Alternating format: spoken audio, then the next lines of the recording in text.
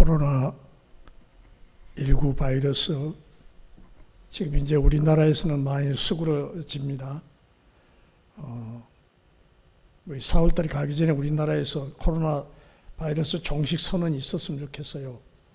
우리나라는 다 끝났다고.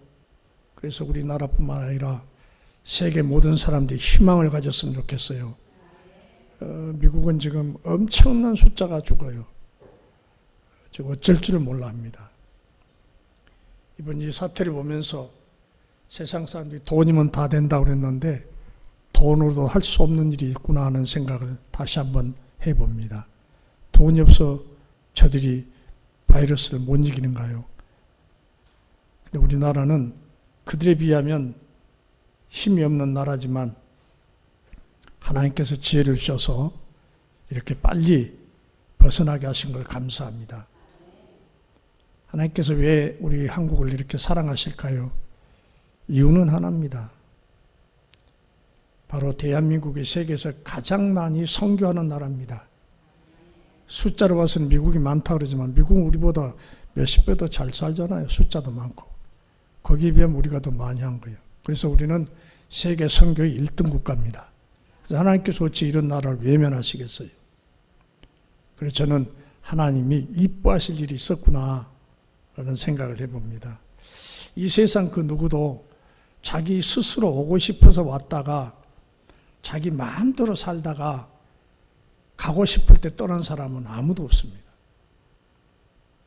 오고 싶어 왔어요.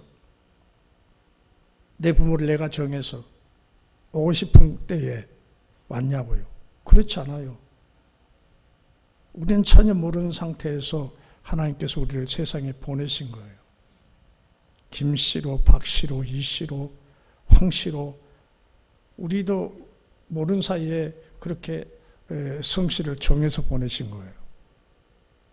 또한 이 세상에 왔다가 아무 의미 없이 살다가 그냥 떠나가는 것이 하나님의 섭리가 아닙니다.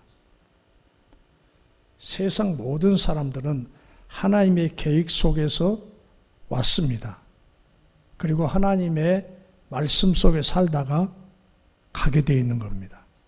그런데 중요한 것은 세상 사는 모든 사람들에게 자기가 해야 할 몫이 있다는 거예요.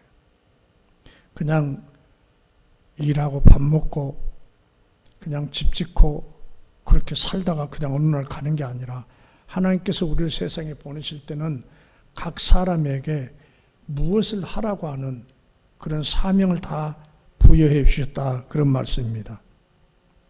그런데 모든 사람들에게 부여해 주신 그 사명은 뭐냐면 간추로 보면 그것은 사람을 살리라고 우리를 보내신 거예요. 너를 통해서 또 다른 사람이 살아나게 하라고 우리를 보내신 거예요.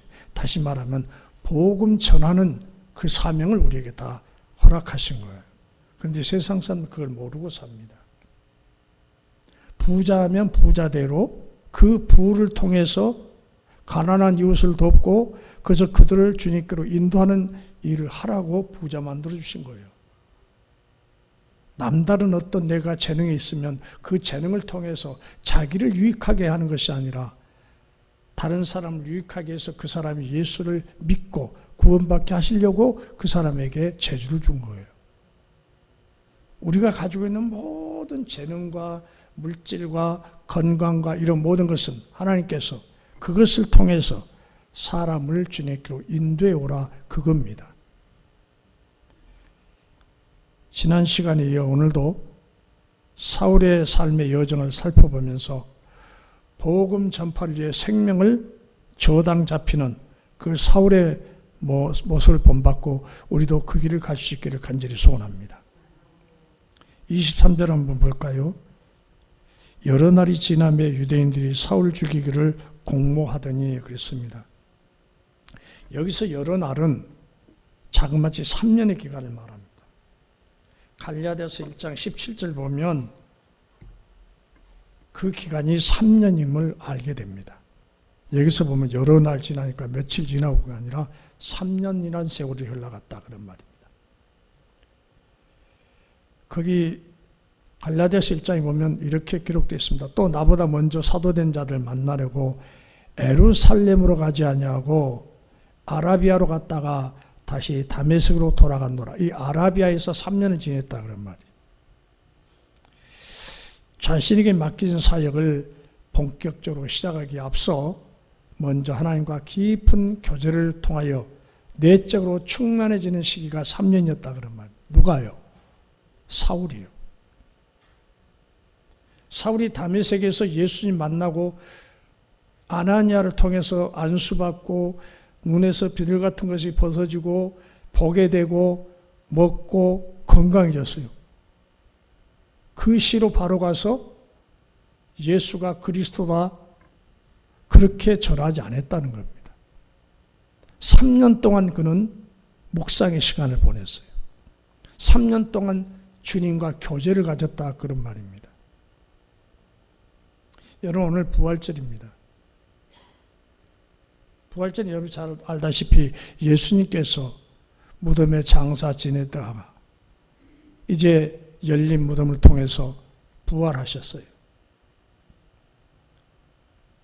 그 부활이 바로 지금 사울이 3년 동안 저 아라비아에서 묵상하는 중에 사울이 부활되는 기간. 사울이 언제 부활했어요? 죽었다가 살아났단 말이 아니라 죽은 자기의 심령이 살아났다는 의미입니다. 사울은 이전에 수년 동안 칠흑 같은 어둠 속에 자기 마음이 잠겨 있었어요. 빛을 보지 못하고 진리의 말씀을 듣지도 못하고 자기 생각대로 행동했고 어둠의 삶을 살았습니다. 그런데 사울이 3년 동안 저 아라비아에서 주님과 교제하는 기간 동안 그는 죽었던 참신앙이 부활된 거예요. 아멘이죠.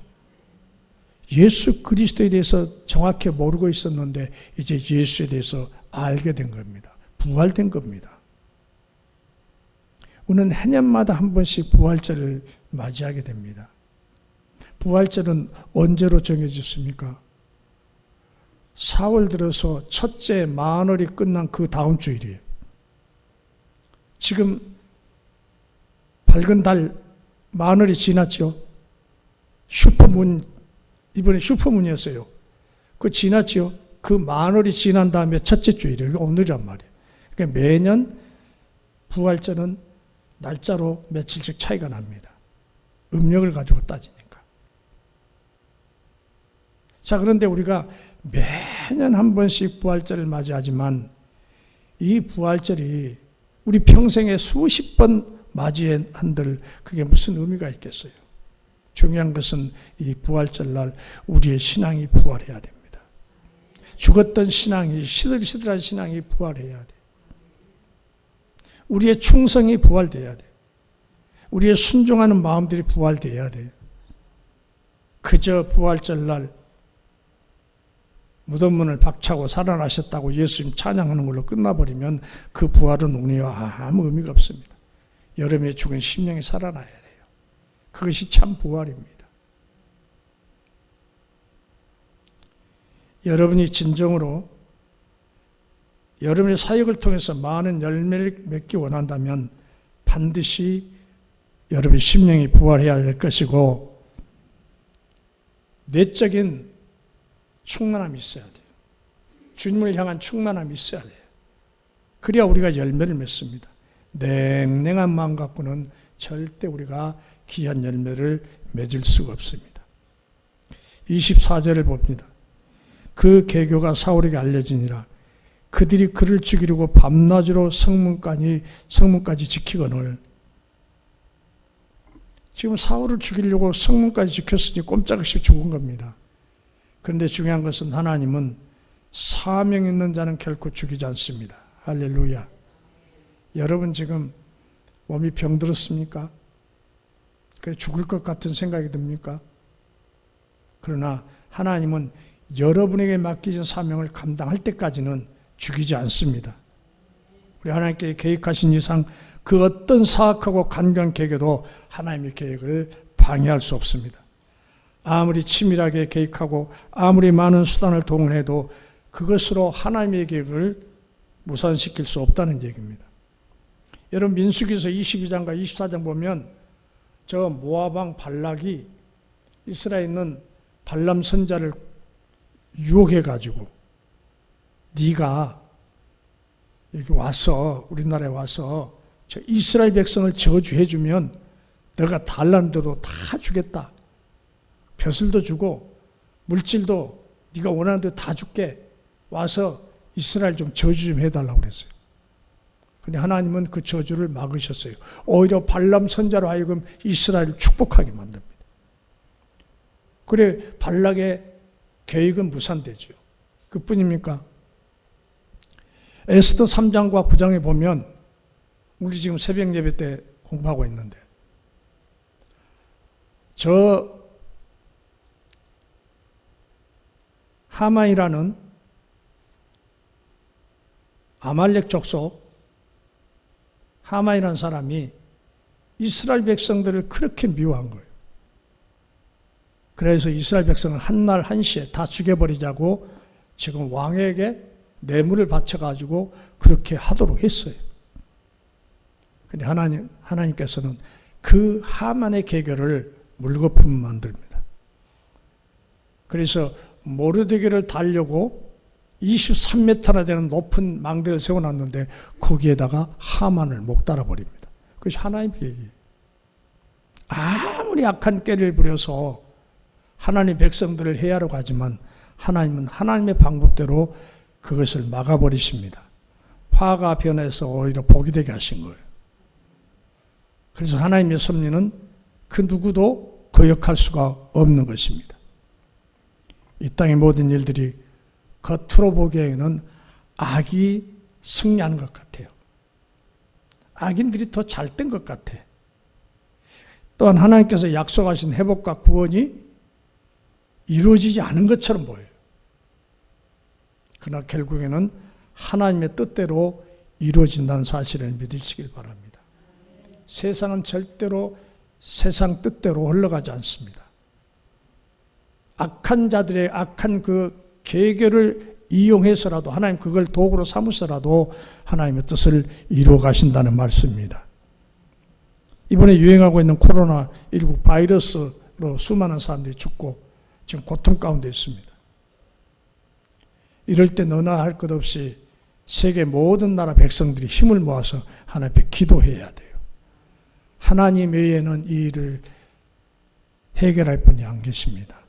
저는 그래요. 이 일은 하나님께로부터 나온 것이다. 그러니 하나님 외에 누가 이 일을 종식시키겠는가? 코로나 바이러스 무섭지요. 엄청 빠르게 번지죠. 다른 유행병에 비해서 4배로 그 전파 속도가 빠르답니다. 자, 이번에 이 일만 끝내면 행복할 것 같죠? 그렇지 않습니다. 누가 압니까? 내년에 또 이보다 더 악한 전염병이 생겨날지 아무것도 모릅니다. 아무도 모릅니다. 중요한 것은 세계 모든 매사가 하나님의 손 안에서 이루어지고 있음을 우리가 믿어야 돼요. 그러니 우리는 하나님 앞에 늘 무릎 꿇어야 되는 존재들이에요. 하나님 앞에 고개 빳빳하게 세우고 하나님과 한번 견져보려고 하는 사람들이 세상에 얼마나 많습니까? 그 어리석음을 범해서는 안 됩니다. 그런데 이번에 코로나 바이러스 이걸 가지고 또 대통령을 그렇게 하나씩 폄하시키고 있는 걸 볼 때 너무너무 마음이 아파요. 문재인 대통령을 문죄인이라고 하는데 문죄인 대통령이라고 그래요. 그리고 대통령이 무능해서 확진자가 많이 나왔다고 그래요.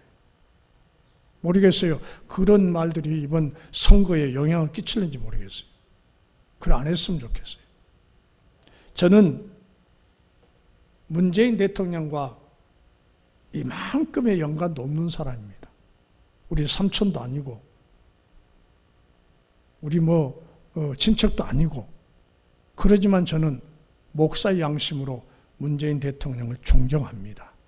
왜냐하면 그분이 정치를 잘해서가 아니라 로마서 13장 1절과 2절 보면 권세들에게, 위에 있는 권세들에게 순복하라 그랬습니다. 나는 문재인 대통령을 왜 존경하냐? 그분이 대한민국 대통령이니까 그런 거예요.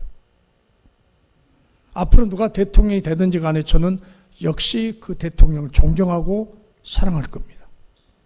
왜냐하면 저도 대한민국 국민이기 때문에 그렇습니다. 로마서 13장 1절 2절에 이렇게 기록되어 있습니다. 각 사람은 위에 있는 권세들에게 복종하라. 권세는 하나님부터 나지 않음이 없나니 모든 권세는 다 하나님께서 정하신 바라. 그러므로 권세를 거스린 자는 하나님의 명을 거스림이니 거스린 자는 심판을 자처하리라. 대통령 욕하지 마세요. 어느 대통령이 되는지 욕하지 마세요. 잘하는 대통령도 못하는 대통령도 그 대통령을 대통령 되게 하신 분은 하나님이시라는 거예요. 백성들이 깨어서 진실된 삶을 살 때는 하나님께서 대통령도 좋은 대통령 세우셔서 나라와 평강하게 할 거면, 그러나 백성들이 방자하면 방자한 대통령 세워서 백성들을 힘들게 하는, 그게 하나님 섭리예요.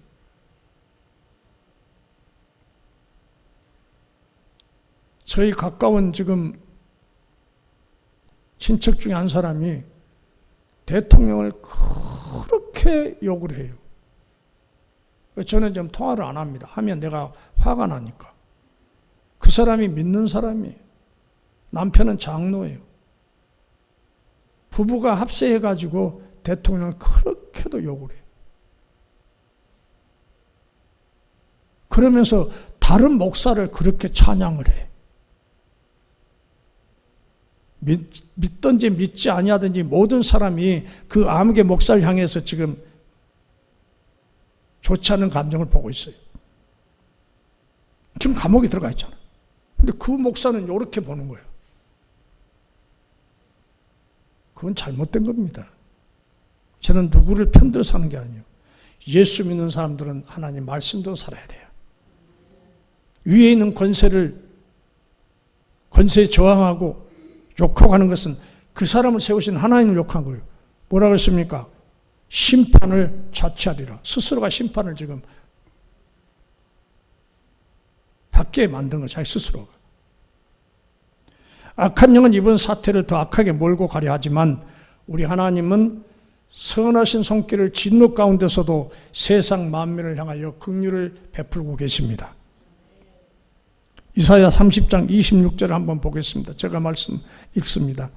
여호와께서 자기 백성의 상처를 싸매시며 그들의 맞은 자리를 고치시는 날에는 달빛은 햇빛 같겠고, 할렐루야, 햇빛은 7배가 되어 7날의 빛과 같으리라. 아멘. 지금 이 환난의 그늘 속에서 많은 백성들이 지금 괴로움을 당하고 있습니다. 그런데 하나님은 이 문제를 해결하실 때에 고통당한 백성들에게 치료의 광선을 비춰주시고 회복의 역사를 이루게 되실 줄 믿습니다. 하나님의 선하신 손길을 바라볼 수 있기를 바랍니다. 이제 오늘 24절과 25절을 보겠습니다. 그 계교가 사울에게 알려지니라. 그들이 그를 죽이려고 밤낮으로 성문까지 지키거늘 그의 제자들이 밤에 사울을 강줄에 담아 성벽에서 달아내리니라. 아멘. 실로 사울은 죽음의 고비를 넘나드는 사람이었습니다. 그러나 하나님께서는 특별하신 은혜로 사울을 죽음의 고비에서 넘겨주셨습니다. 그래서 사울이 나중에 고백합니다. 고린도후서 11장 23절부터 25절까지 이렇게 돼 있어요. 그들이 그리스도의 일꾼이야 정신없는 말을 하거니와 나는 더욱 그러하도다. 사울이 하는 말이에요. 내가 수고를 넘치도록 하고 옥에 갇히기도 더 많이 하고 매도 수없이 맞고 여러 번 죽을 뻔하였으니 유대인들에게 40에서 하나 감한매를 5번 맞았으며 3번 태장으로 맞고 1번 돌로 맞고 3번 파선하고 일주일 깊은 바다에서 지냈으며. 사울이 당한 고통이에요. 바울이 이처럼 수많은 죽음의 고비 속에서 죽지 않고 살아남을 수 있었던 비결은 어디에 있었습니까? 하나님께서 무엇 때문에 다른 사람은 한 번에 고비도 못 넘기고 죽고 하는데 왜 사울은 이렇게도 많은 고비를 하나님께서 넘겨주셨을까? 그 이유는 다른 것이 아니에요. 그것은 바로 그에게 아직 완수해야 될 사명이 남아 있었기 때문입니다. 하나님께서 결코 이 땅에서 행해야 할 사명이 남아있는 자에는 결코 죽도록 내버려 두지 않으십니다. 할렐루야. 그러나 하나님의 일꾼이라고 다 죽지 않은 것은 아니에요. 초대교회 사도 야고보는 어땠어요? 바른 말 하다가 헤로당에게 목 베어 죽지 않아요? 그러면 그거 어떻게 된 거예요? 그럼 야고보는 하나님 뜻대로 살지 못해서 그랬는가? 야고보에게는 그러면 사명이 없었는가? 그게 아니죠. 야고보는 순교하는 것이 그의 사명이었어요. 하나님의 섭리예요. 너는 가서 그릿된 왕에게 바른 얘기하고 진리를 선포하다가 그냥 너가 순교당해라. 많은 제자들 가운데서도 그렇게 해서 순교당하라고 사명을 주신 분은 하나님이셔요. 그 사명을 야고보가 받았을 뿐이에요. 그래서 야고보는 순교였습니다. 순교가 사명했던 것이죠. 여러분들 이와 같은 확신을 갖게 되시길 바랍니다. 여러분의 사명이 남아있는 한, 그래서 여러분이 그 사명을 감당하기 위해 진실되게 살아가는 한 하나님 여러분을 죽이지 않을 것입니다. 그냥 죽이지 않는다는 거예요. 여러분의 수명을 다하고 하나님이 어느 날 불러가실 겁니다. 개인적인 간증인데요. 저도 수도 없이 많은 고난을 당한 사람입니다. 제가 3살 때 홍역을 앓았답니다. 그리고 3살 홍역 앓고 난 다음에 바로 천연두에 걸렸답니다. 살아날 수 없는 상황이었대요. 그냥 죽은 거나 다름없이 치부했다는 겁니다. 그 뒤에 초등학교 2학년 때 높이가 50m가 넘는 절벽에서 떨어졌어요. 마을 사람들이 집에 데려오지 말고 그냥 묻어버리자고 우리 집 밑에 살던 아저씨가 바지게 지고 거기다가 담요 한 장 얹어갖고 갱이삽 들고 마을 청년들하고 같이 나왔대요. 나오는데 나를 업고 들어오는 사람을 만나가지고 그래도 숨이 붙어 있으니까 그냥 들어왔더라고 이 얘기를 합니다. 그것뿐만 아니에요. 선박에서 사고 나고 철탑 붕괴돼서 깔리고 허리가 절골되고 또 낙상하고 수도 없이 많은 그런 고난을 당했어요. 죽음의 고비를 넘겼어요. 그런데 저도 이 말씀을 묵상하면서 생각해 봤어요. 나도 수도 없이 많은 그런 고난을 당했는데 하나님 왜 그때마다 나를 살려주셨을까? 부족하지만은 그래도 목사가 되어서 주의 복음 전하라고 그래도 살려주셨는가 보다. 충성할 수 있는 기회를 주시려고 나를 살려주셨는가 보다. 그렇게 받아들였습니다. 오늘 26절 한번 보겠습니다. 우리 다 함께 읽어봅시다. 26절 시작. 사울이 예루살렘에 가서 제자들을 사귀고자 하나 다 두려워하여 그가 제자됨을 믿지 아니하니. 아멘. 사울을 기억하고 있는 사람들은 사울과 대면하는 것을 큰 부담으로 여겼어요. 3년 전에 사울을 지금 기억하고 있는 겁니다. 사울이 얼마나 모진 핍박자였습니까? 예수 믿는 사람들을 잡아다 오게 했고 신실한 스데반이 죽을 때 그가 증인이 됐고 교회를 말살하려고 교회를 잔멸하려고 앞장섰던 사람이에요.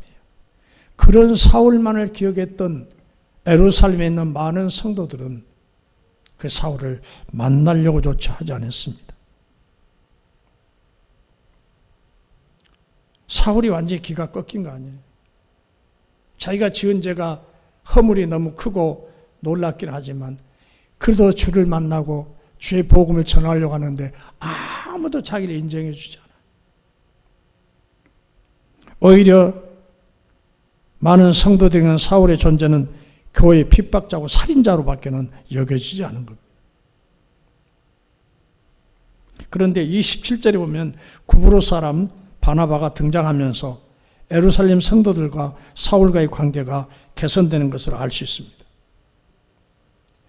아직도 사울에 대해서 적대 감정을 가지고 있는 예루살렘 성도들과 사울의 관계를 이해시킨 그 주인공은 바나바였습니다. 바나바는 어떤 사람에게 이런 큰 일을 행할 수 있었을까요? 바나바는 말과 행동이 일치되는 사람이에요. 그래서 모든 사람들이 바나바의 말이라 그러면 흰 것도 검다면 검는 걸로 인정했던 사람이에요. 그렇기 때문에 바나바가 중재에 나섰어요. 내가 알건대 내가 사울을 만나봤는데 사울은 3년 전 그때 그 사울이 아니다. 다메섹에서 예수를 만나고 그가 변화받고 3년씩이나 주님과 깊은 교제 속에 그가 영성이 완전히 변화되었다. 그 사울은 옛날의 사울 아니라고 얘기했을 때에 많은 사람들이 바나바의 말을 믿어줬어요. 사울은 못 믿어도 바나바는 믿을 수 있었다는 거예요.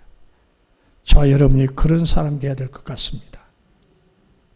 내가 직접 예수를 만난 적은 없지만 하나님을 뵌 적도 없지만 저 성도가 얘기한 것은 맞는 얘기다.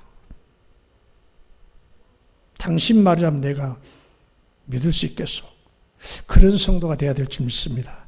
우리 모두가 바나바 같은 그런 신실한 사람이 되기를 주의 이름으로 부탁합니다. 자, 우리는 바나바가 어떻게 그렇게 사울에 대해서 소상하게 알고 있었는지, 바나바와 사울이 언제부터 그런 교제가 있었는지 모릅니다. 왜냐하면 이것에 대해서 성경이 정보를 우리에게 알려주지 않기 때문에 그렇습니다. 그러나 중요한 것은 주님께서는 시간과 공간을 초월하여 주님의 백성들을 책임져 주시는 분이기 때문에 이런 일들을 합력하여 선을 이루게 하셨습니다. 우리도 기회가 주어진 대로 모든 사람들을 이롭게 하는 일에 쓰임받기를 원합니다. 입만 열었다면 상대방을 헐뜯는 그런 사람, 있지도 않은 일을 만들어서 그렇게 사람들을 유혹하는 사람, 그런 사람들이 되지 말고 허물이 보여도 덮어주고 다른 사람들 항상 나보다 위에 앉혀놓고 칭찬하고 축복하는 사람 되기를 간절히 소원합니다. 29절 말씀 보겠습니다. 또 주 예수의 이름으로 담대히 말하고 헬라파 유대인들에게 함께 말하며 변론하니 그 사람들이 죽이려고 힘쓰거늘 그랬습니다. 사울이 주 예수 이름으로 담대히 말했다고 증거하고 있습니다. 당시 예루살렘 상황으로 보면 예수가 그리스도라고 말하면 안 될 상황이었습니다. 지금 예루살렘에 있는 유대교인들은 지금 감정이 격할 대로 격해져 있었습니다. 왜냐하면 유대교에 그렇게 열심이었던 사울이 이제 배교했습니다. 배교했을 뿐만 아니라 그가 그 입을 열어서 그가 죽이려고 했던 그 기독교인들을 옹호하는 자요, 그가 그토록 폄하했던 기독교의 진리인 예수가 그리스도란 것을 막 전하고 다니는 거예요. 그러니까 유대교 사람들은 지금 사울을 죽이려고 혈안이 되어 있습니다. 이런 상황에서도 사울은 예수 그리스도가 살아계신 하나님의 아들이다라고 증거하고 있습니다. 이런 것이 가능한 것은 사울 자신이 먼저 예수를 만났기 때문에 가능했던 겁니다. 여러분, 간접적 경험과 직접적 경험의 차이가 무엇인지 아세요? 이를테면 이 지금 컴퓨터가, 노트북이 이제 나온 지 꽤 됐겠죠. 근데 처음으로 이걸 이제 삼성이나 LG에서 개발해가지고 시판했어요. 근데 이게 널리 보급이 안 되고 이제 그래도 여유가 있는 사람이 이걸 샀겠죠.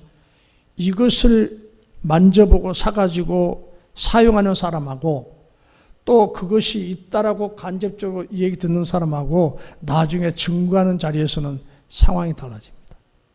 컴퓨터에서 모르는 사람에게 이 노트북에 대해서 설명을 한다고 합시다. 이걸 가지고 있는 사람은 직접적 경험을 한 사람. 간접적 경험은 나한테 이 얘기를 들은 사람, 이거 안 보고. 그러면 누군가가 제3자가 나타나서 무엇이 그런 것이 있단 말이냐. 아무리 과학이 발달됐다고 어떻게 컴퓨터를 들고 다녀야? 그러면 간접적 경험을 한 사람은 처음에는 그렇다고 하다가 나중에는 슬그머니 꼴을 감춥니다. 왜? 자기가 직접적 경험을 했기 때문에. 그러나 직접적 경험을 한 사람, 그 컴퓨터를 가지고 있는 사람은 다릅니다. 당신 와서 한번 봐봐봐. 왜 있다는데 없다 그래? 막 열불 내면서 이것에 대해서 얘기를 할 거예요. 그렇죠? 예수를 만난 것도 그렇습니다. 예수를 증거하는 것도 그렇습니다. 개인적으로 예수를 만난 사람하고 그렇지 못한 사람은 다릅니다. 복음 현장에서 직접 예수를 만난 사람은 자기 생명을 걸고 증거합니다. 아멘이죠? 사울이 그런 사람이에요. 자기 민족이 자기를 죽이려고 하고 실제적으로 돌멩이질하고 실제로 40에 하라는 감한매를 5번이나 맞고 그렇게 하면서도 자기가 증거하는 거예요. 왜? 직접적 경험이 있어요. 그가 예수를 만났습니다.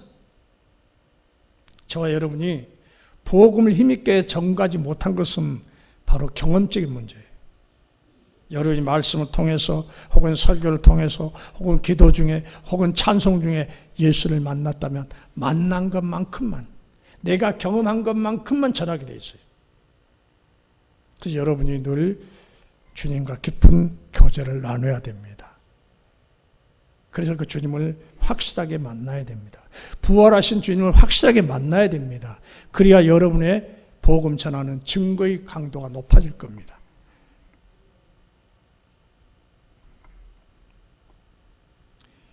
로마서 10장 11절에 이렇게 기록되어 있습니다. 성경에 이르되 누구든지 그를 믿는 자는 부끄러움을 당하지 아니하리라 하니 주 예수를 하나님의 아들로 온전히 믿고 그 이름을 부끄러워하지 않는 자를 예수님도 하나님 앞에서 부끄러워하지 않는다는 말씀입니다. 마가복음 8장 38절입니다. 누구든지 이 음란하고 죄 많은 세대에서 나와 내 말을 부끄러워하면 인자도 아버지 영광으로 거룩한 천사들과 함께 올 때 그 사람을 부끄러워하리라. 아멘. 그 중요한 말씀입니다. 여러분 많은 사람들 앞에서 예수를 하나님의 아들로 우리의 구세주로 증거할 수 있길 바랍니다. 많은 사람 앞에 가서는 예수 예자도 못 끄집어내고 자기의 불리할 것 같으면 예수를 입에서 내꺼놓지도 않고 그것은 바로 예수를 부끄럽게 여기는 거예요. 그런 사람들은 하나님 앞에 섰을 때 예수님께서도 나는 너를 도무지 모른다라고 말씀하실 겁니다. 오늘 말씀을 다시 한번 숙고해 봅시다.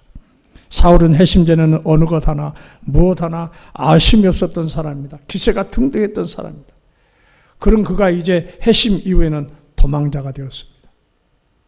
핍박받는 사람이 되었습니다.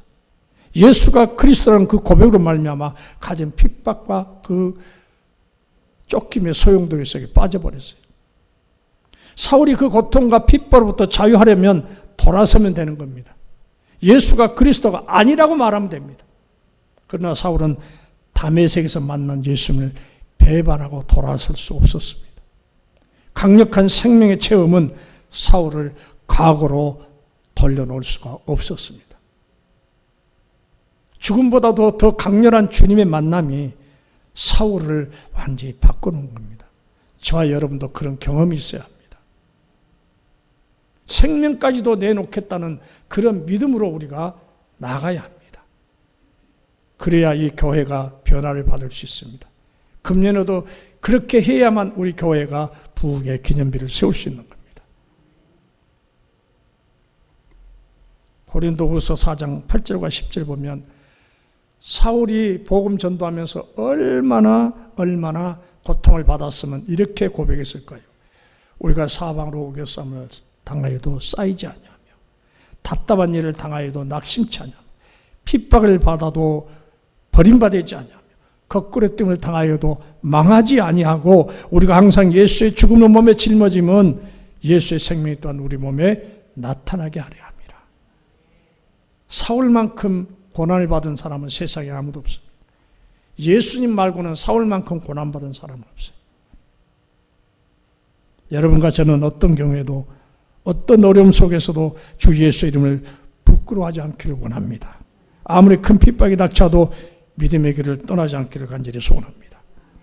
우리의 믿음 증거는 예수님을 신뢰하는 만큼만 가능합니다. 여러분 예수님을 신뢰하십시오.